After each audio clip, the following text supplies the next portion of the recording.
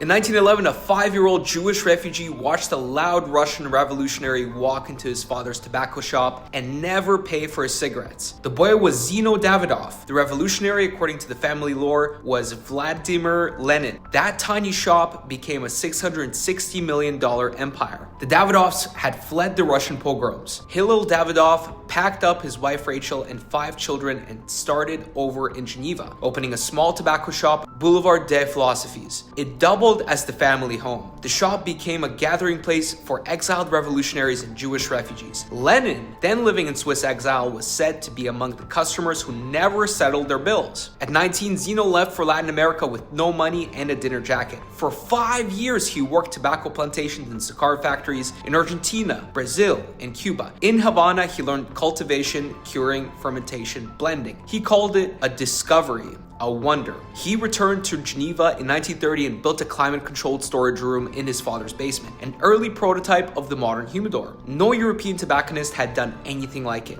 Then in 1940, the Nazis were days from Paris. France's tobacco monopoly called Davidoff and offered him 2 million Cuban cigars sitting in customs warehouse. They refused to let the Germans take them. Zino took a bank loan and bought the entire lot. And for the rest of the war, his Geneva shop became one of the only reliable sources for Cuban cigars in Europe. By 1967, Cuba gave him El Laguito factory, the same one that rolled Castro's personal cohibas. That year, he published the Connoisseur's Book of the Cigar. It sold over 200,000 copies. In 1970, he sold the business to the Oettinger family of Basel. The Davidoff name expanded into fragrances, leather, watches, cognac. Cool Water Cologne became one of the best-selling men's fragrances in history. But Zino never compromised. When Cuban quality declined, he went on French television in 1989 and burnt over 100,000 of his own cigars, declaring them unworthy of his name. By 1991, he left Cuba entirely and moved production to the Dominican Republic with master blender Hendrik Kellner.